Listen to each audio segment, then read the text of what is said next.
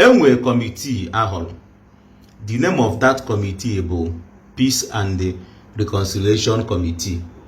Reason that we form this committee is ka ha je reconcile no make a peace with ndị niile Ogechi Njaka kpare. Oge this committee came across me, has seen the fashion way forward. So come on, the committee na akpa akpọkwa ha na ife a ọrụ enye ha brokwa obere ọrụ. It's not an easy task because who is who ka Ogechi Njaka kparibo? Who is who na the social media ka Ogechi Njaka kparibo? A na-ekwuzi maka ndị ọ sị na ha na-akpọ ntu, ka a na-ekwuzi maka ndị Ogechi Njaka sị na amụ ha pere mpe, ma ndị Ogechi Njaka sị na ha bụ kidnapper, ma ndị ọ sị na ha bụ ndị ori. Who is who ka this girl akparibo na the social media? Ebe ka anyị ebido wee nyerebe Ogechi Njaka aka. Ebe ka anyị ebido wee help Ogechi Njaka. Onye ọ na-emitiri ọ na-complain the same thing na Ogechi Njaka kpọrọ ya onye ohi, na Ogechi Njaka kpọrọ ya kidnapper. Ebe ka anyị ebido wee help by this girl a na-akpọ Ogechi Njaka. God do it na give me Onyeze Jesus in here. You have fulfilled your promises.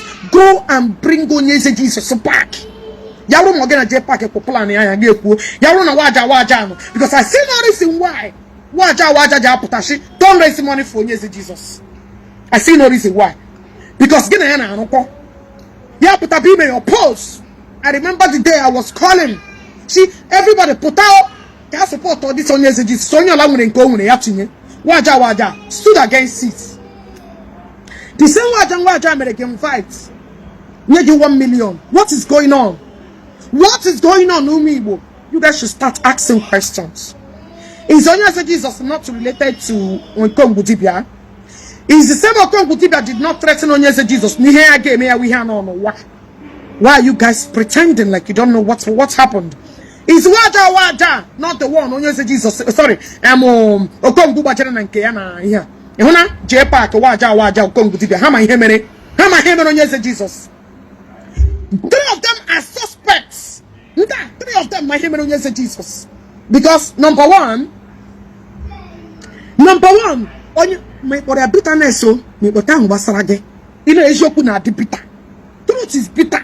So calling it bitterness, I can relate to your pain. Waja, why are you opposing that people should not contribute to money for Onyeze Jesus? Waja, why did you give Okongwu Dibia 1 million naira? Does it mean you are the mastermind and grounded person in this thing? Does it mean that Okongwu will depend behind all these things? 3 persons. Waja is running JPac and the Okongwu Dibia. Ihe me Onyeze Jesus. Waja stood against it. JPac stood against it. Waja stood against it. Okongwu Dibia beri ji agbara ego shigi jewa YouTube ga click wo nwanne nwoke. Giga wa YouTube because Facebook is not monetized and the YouTube is the next alternative where they can go to make money.